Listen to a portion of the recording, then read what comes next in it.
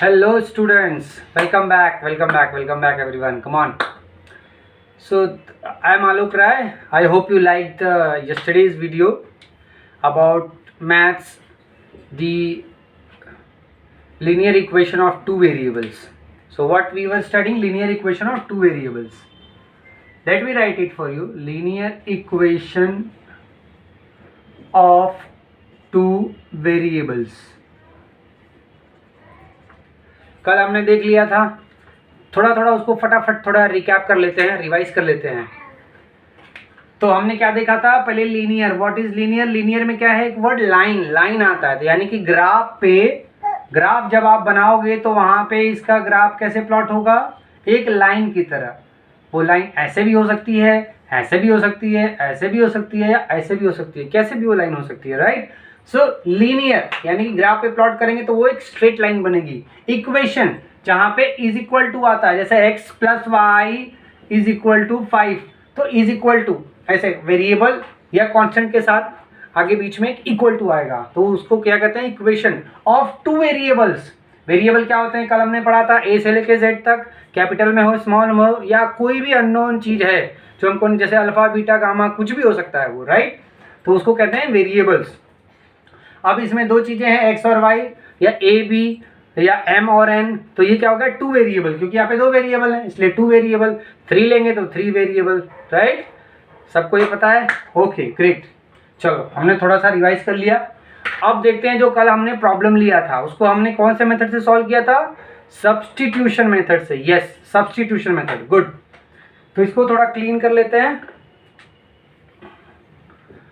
और वही प्रॉब्लम फिर से लेते हैं। आज हम उसको दूसरे मेथड से सॉल्व करने की कोशिश करेंगे। ओके, तो चलिए वही प्रॉब्लम ले लेते हैं। तो प्रॉब्लम क्या था, I hope you remember.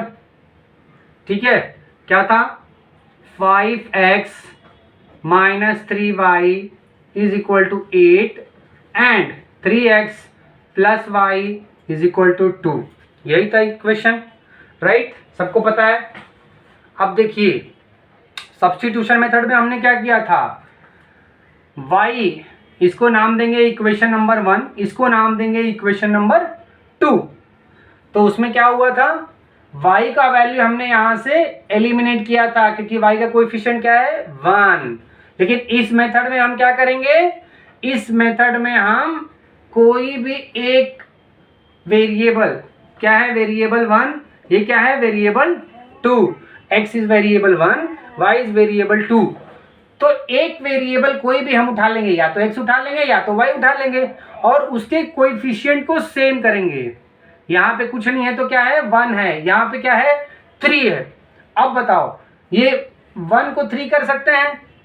Yes कर सकते हैं। कैसे, 1 में 3 से मल्टीप्लाई कर दो, इट्स वेरी इजी, राइट।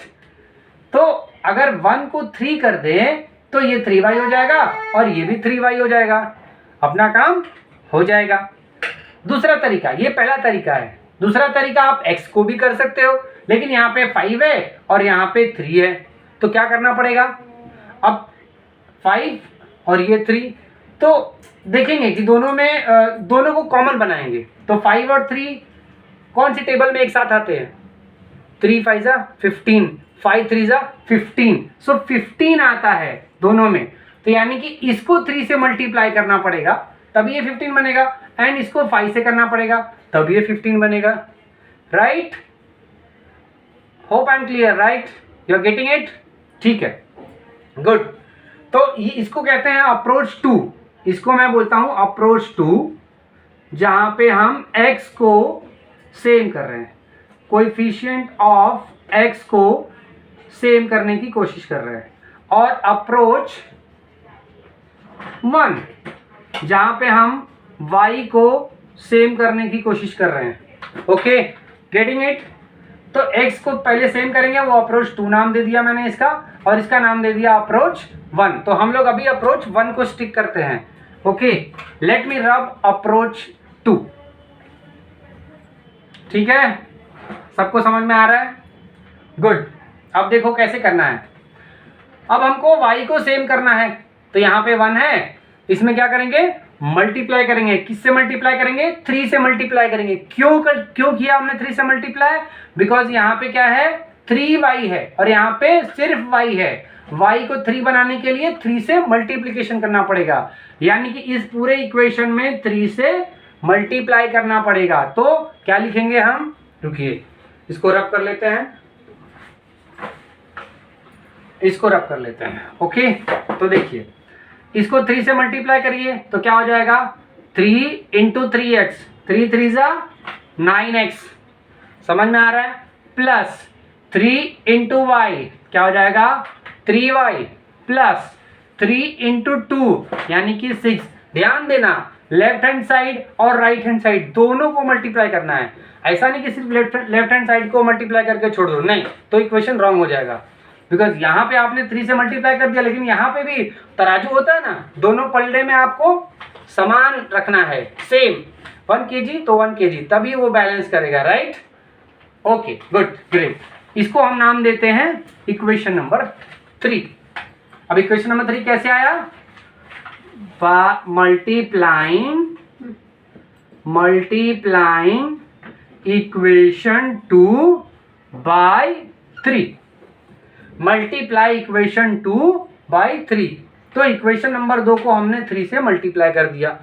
ठीक है, सबको समझ में आ रहा है, ये मैं मिटा देता हूं, ये सिर्फ अंडरस्टैंडिंग के लिए, राइट, इसको एग्जाम में लिखना नहीं है, सिर्फ अंडरस्टैंडिंग के लिए बता रहा हूं। देखो आप कॉन्सेप्ट समझ जाओगे ना तो मैथ्स इज वेरी इजी, लेकिन कॉन्सेप्ट समझना बहुत जरूरी है। इसलिए मैं बहुत स्लो जा रहा हूँ, बहुत स्लो, मतलब एक ही प्रॉब्लम उठाया, उसको कल हमने सब्स्टिट्यूशन से किया और आज हम दूसरे मेथड से कर रहे हैं। कैसे, कोएफिशिएंट सेम करके, एक किसी भी वेरिएबल का कोएफिशिएंट हम सेम कर रहे हैं। तो अब क्या आ गया 9x plus 3y is equal to 6। अब क्या है 3 3 मैचिंग है। अब देखो दोनों का साइन क्या है, ये इधर माइनस है इधर प्लस है, तो हम क्या करेंगे दोनों को ऊपर नीचे लिख लेंगे, तो क्या हो जाएगा 5x एडिंग, दोनों को ऐड करेंगे, ध्यान दो ऐड करेंगे। जब दोनों का साइन डिफरेंट हो, साइन इधर मैं लिख देता हूं, आप अपने बुक में भी नोट कर सकते हैं, साइन डिफरेंट ऐड, ठीक है, साइन सेम देन सब्ट्रैक्ट, ठीक है, ये आपने लिख लिया। साइन डिफरेंट तो ऐड, यानी कि एक प्लस हो एक माइनस हो तो क्या करना है ऐड करना है, और अगर दोनों ही सेम हो, जैसे ये भी माइनस है और ये भी माइनस रहता, तो मुझे क्या करना पड़ता सब्ट्रैक्ट करना पड़ता। ओके समझ गए, सेम साइन है तो ऐड। ओके गुड, ये आपने नोट डाउन कर लिया होगा। ओके मैं इसको रब कर देता हूं, ठीक है। अब देखिए तो क्या हो जाएगा, ये दोनों को हम ऐड करेंगे। ओके तो ये क्या है, देखिए फर्स्ट इक्वेशन को लिख लेते हैं, तो यहां पे लिख लेते हैं एडिंग इक्वेशन 1 एंड इक्वेशन 3, 1 और 3 को ऐड करना है, तो क्या हो जाएगा ये 5x minus 3y is equal to 8 and 3 क्या है 9x plus 3y is equal to 6। अब देखिए दोनों को ऐड करिए, ये माइनस 3y ये प्लस 3y कैंसल हो जाएगा, काटना नहीं है इसको, ये अंडरस्टैंडिंग के लिए बता रहा हूँ, कैंसल हो जाएगा। और ये क्या होगा, दोनों ऐड हो जाएंगे, 9 plus 5 14x is equal to, ये तो 0 हो गया, 8 plus 6 14, getting it, 14x is equal to 14। तो कल जैसे हमने किया था, अभी क्या है x के साथ मल्टीप्लीकेशन है, उधर जाएगा तो क्या होगा डिवीजन हो जाएगा, तो x is equal to 14 upon 14 is equal to 14 1 जा 14, तो 1 आ गया, x इज इक्वल टू 1। अब इस x का वैल्यू हम किसी भी इक्वेशन में रखेंगे तो निकल जाएगा, गेटिंग इट, किसी भी इक्वेशन में आप रख लीजिए, पहले इक्वेशन में रख लेते हैं तो क्या हो जाएगा क्या लिखेंगे, putting x is equal to 1 in equation 1, तो क्या हो जाएगा 5 into 1 minus 3y is equal to 8, 5 into 1 5 minus 3y is equal to 8। अब देखो ये 5 को उधर लेके जाना पड़ेगा, क्यों, क्योंकि ये भी नंबर है ये भी नंबर है, ये वेरिएबल है, इसको एक साइड में रखेंगे, इसको उधर लेके जाएंगे तो क्या हो जाएगा, यहाँ पे क्या इसका साइन है प्लस, क्या बताया था अगर नंबर उधर जाएगा तो उसका साइन चेंज हो जाएगा, प्लस का माइनस, माइनस का प्लस, मल्टीप्लाई का डिवीजन, डिवीजन का मल्टीप्लाई, तो क्या हो जाएगा ये यहाँ पे क्या बचेगा, ये बचेगा, तो -3y इज इक्वल टू 8 - 5।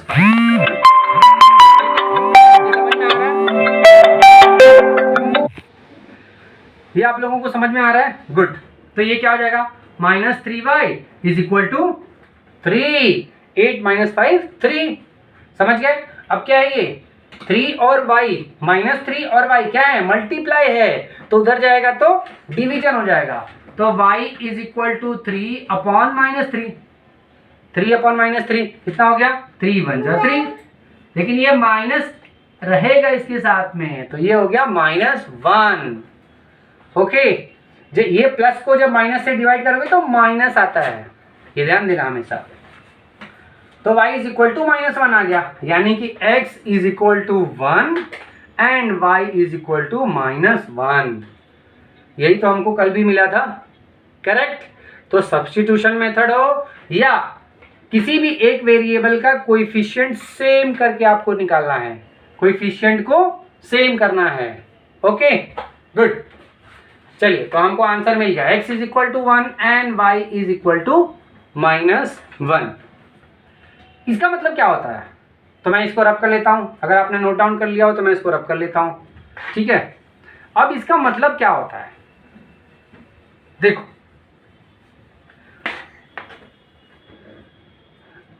मैंने कहा था कि 5x - 3y is equal to 8, किसी भी लीनियर इक्वेशन को अगर आप ग्राफ पे प्लॉट करोगे तो वो एक स्ट्रेट लाइन बनता है। ओके, तो पहले वाले को प्लॉट करेंगे एक स्ट्रेट लाइन बनेगा, दूसरे वाले को प्लॉट करेंगे एक स्ट्रेट लाइन बनेगा। ओके, तो टोटल हमारी कितनी लाइन हो जाएंगी, 2 स्ट्रेट लाइन हो जाएंगी। तो ये जो पॉइंट है, ये जो हमने अभी ढूंढा है, this is called point of intersection. क्या, पॉय, शॉर्ट फॉर्म, ठीक है, पॉइंट ऑफ इंटरसेक्शन। तो जैसे मान लो, एक हाइपोथेटिकल बोल रहा हूं, ये आप अज्यूम मत कर लेना, ये x है, y है, ये -y है, ये -x है। मान लो कि पहले वाली जो लाइन है वो ऐसे जा रही है और दूसरी वाली जो लाइन है वो ऐसे जा रही है, तो ये जो पॉइंट आपका बनेगा, this is called point of intersection. दो लाइन जहां पे मीट करती हैं उसको बोलते हैं point of intersection. Okay, getting it. तो ये जो पॉइंट होगा 1, -1, this is called point of intersection. ध्यान रखना, आगे हम सीखेंगे कि कैसे इसको ग्राफ पे लाइंस को प्लॉट करते हैं, कैसे पॉइंट ऑफ इंटरसेक्शन निकालते हैं, ये हम आगे पढ़ेंगे। Okay good. तो दोस्तों ये एक एग्जांपल था, एक एग्जांपल और लेते हैं हम, ठीक है। आई थिंक आप लोग ये सिंपल एग्जांपल समझ गए होंगे। अब दूसरा एग्जांपल एक ले लेते हैं,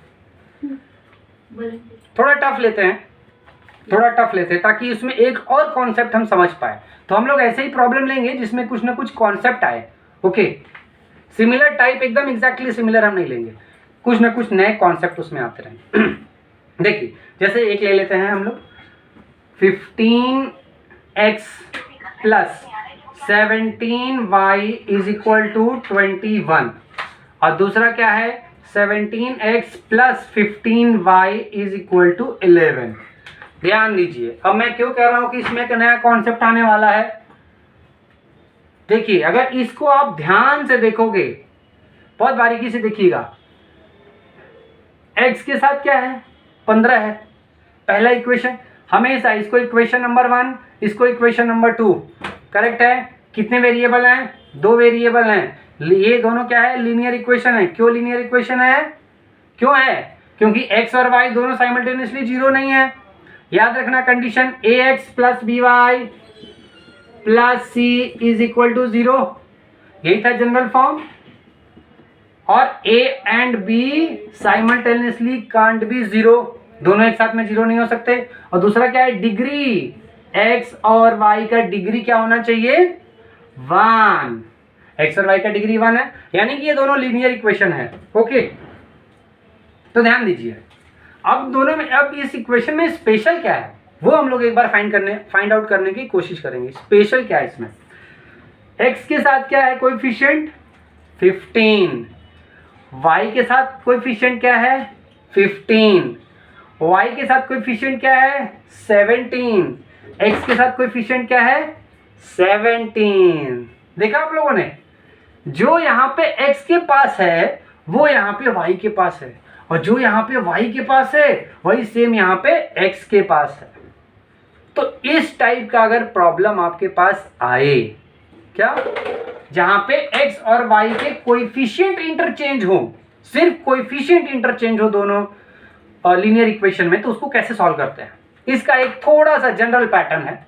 देखिए क्या करते हैं, पहले दोनों इक्वेशन को ऐड करते हैं, add subtract and then add, ठीक है। कभी कभी तो इस एडिशन की जरूरत भी नहीं पड़ती, ये दो में ही आ जाता है। बट ये 3 स्टेप आप ध्यान में रखिए, 1 2 3, ऐड सब्ट्रैक्ट ऐड। कैसे करना है देखिए, पहले क्या करेंगे, दोनों को ऐड करेंगे, तो क्या लिखेंगे, एडिंग इक्वेशन 1 एंड 2। ऐड करना है 15 प्लस 17 कितना हो जाएगा, जल्दी बताइए, 15 प्लस 17 कितना होता है 32। ओके, 15 प्लस 15 30 और 17 है तो 2 और हो जाएगा, 32 हो गया। तो 32x plus 32y is equal to, ये कितना हो जाएगा 32, करेक्ट। 21 प्लस 11, समझ में आ रहा है, ऐड कर लोगे। अलग से मैं लिख नहीं रहा हूं इसको, प्लस प्लस प्लस प्लस करके लिख नहीं रहा हूं, बिकॉज आई एम अज्यूमिंग कि आप इसको ऐड कर लोगे। 15 प्लस 17, 17 प्लस 15 और 21 प्लस 11, ये हो गया 32। अब देखो इसमें से क्या कॉमन है, 32 कॉमन है, 32 को बाहर निकाल लो। इसमें से 32 बाहर जाएगा तो क्या होगा, बाहर निकालने का मतलब क्या होता है, बाहर निकालने का मतलब होता है उसको डिवाइड करना। क्या है, डिवाइड करना। बाहर निकालने का मतलब होता है डिवाइड करना। तो हम इसको 32 से डिवाइड कर रहे हैं, तो ये क्या होगा, 32 से डिवाइड करोगे तो 1 बचेगा, राइट। देखिए यहाँ पे ये 32x है, इसको आपने 32 से डिवाइड कर दिया, तो 32 1 जा 32, तो क्या बचा, x बचा, सिर्फ x बचा, तो वही मैंने यहाँ पे लिखा है। इसको भी आप उसी तरह करोगे तो सिर्फ y बचेगा, इज इक्वल टू 32, राइट। अब देखिए इधर क्या है, 32 का मल्टीप्लीकेशन है, याद है कल हमने कहा था कि अगर कहीं ब्रैकेट हो तो इसका मतलब होता है मल्टीप्लीकेशन। अब तो उधर जाएगा तो क्या हो जाएगा, डिवीजन। तो x plus y is equal to 32 upon 32, 32 upon 32 क्या हो जाएगा 1। हमेशा थंब रूल है, सेम नंबर कोई भी हो, 5/5 1, 7/7 1, ठीक है, गुड। तो आपका इक्वेशन मिल गया x plus y is equal to 1, ये आपका हो गया इक्वेशन नंबर 3। अब देखिए, अब इन दोनों को सब्ट्रैक्ट करेंगे, सब्ट्रैक्ट करने आता है, गुड। देखिए तो सब्ट्रैक्टिंग इक्वेशन 2 फ्रॉम इक्वेशन 1, ध्यान दीजिएगा, ओके। तो क्या हो जाएगा, सब्ट्रैक्शन में थोड़ा सा ध्यान रखना है क्योंकि नीचे में सबका साइन चेंज होगा, सब्ट्रैक्शन में साइन चेंज होता है। 15x plus 17y is equal to 21 and here it is 17x plus 15y is equal to 11। अब देखिए सब्ट्रैक्शन करना है, सब्ट्रैक्शन मतलब सबका साइन चेंज होगा।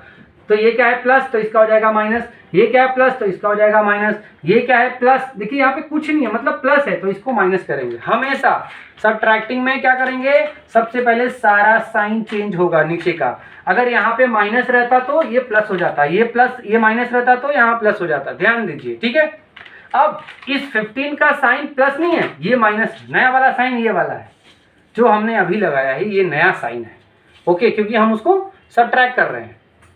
तो क्या होगा 15 माइनस 17, अब 15 माइनस 17 कितने लोग कर लेंगे, 15 माइनस 17।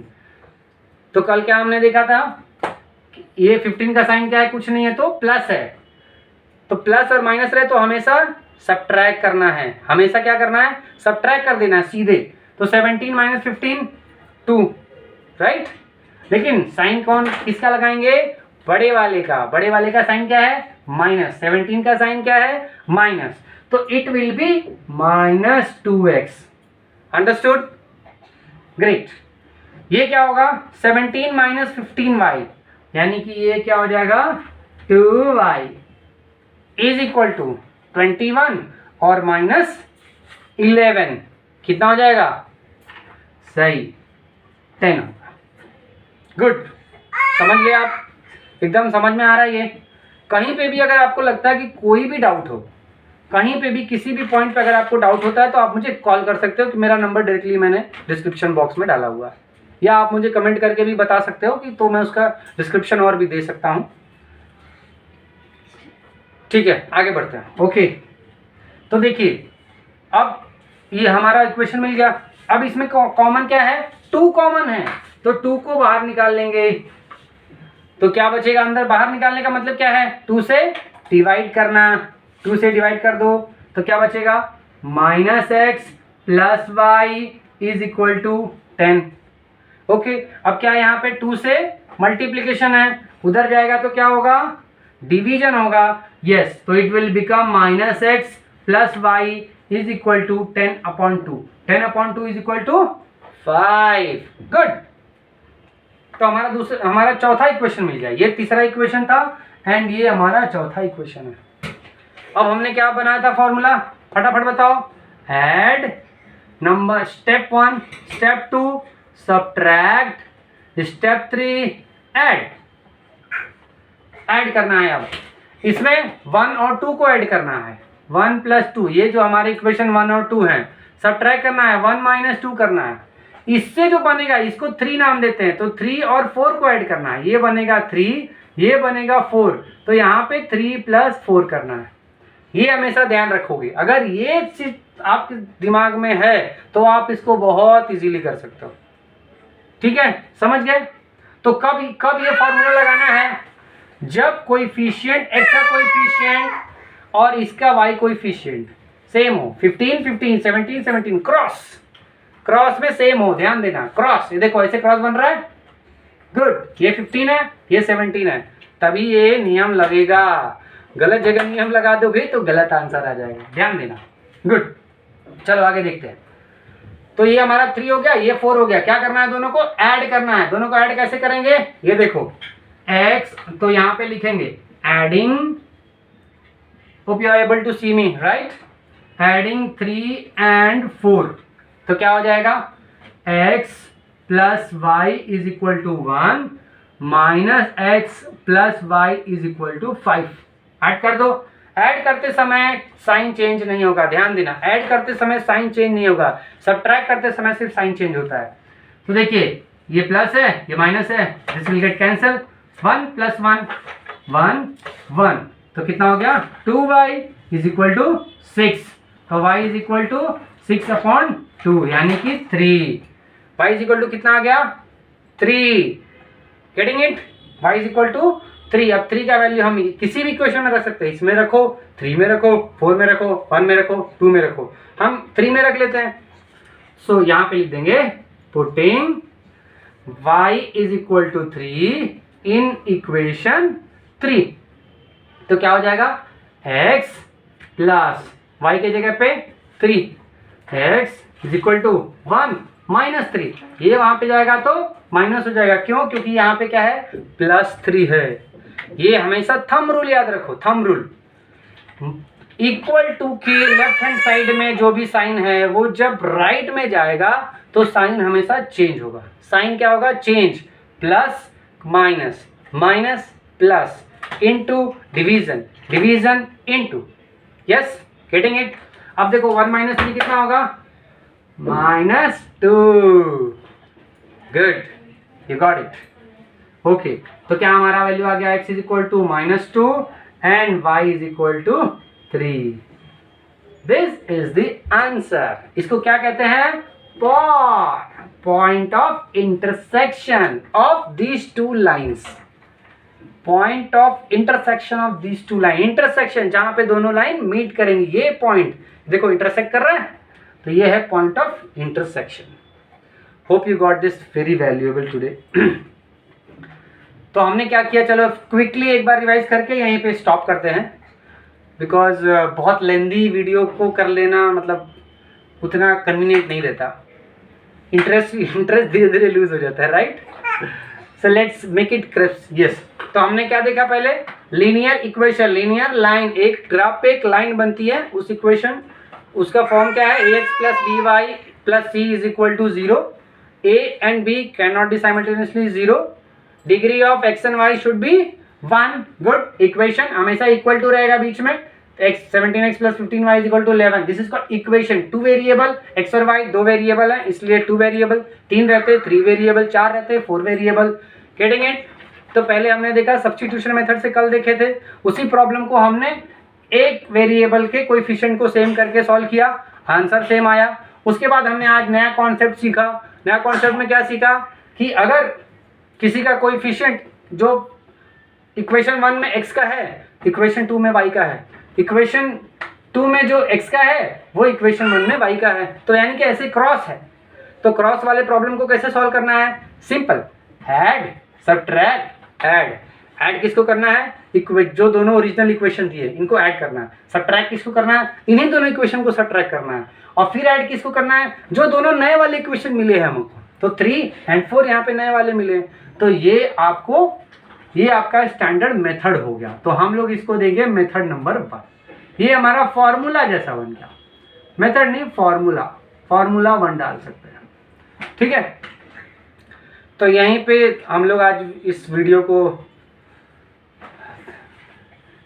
को यहीं पे समाप्त करते हैं। I hope you liked it and please watch it, share it with your friends, so that you know, मैं सोचता हूँ कि नॉलेज जितना ही आप बांटोगे, जैसे अगर मेरे से आपको कुछ भी इसमें से समझ में आया हो तो प्लीज़ आप अपने दोस्तों को सिखाइए, उनसे भी आपको कुछ ना कुछ सीखने मिलेगा।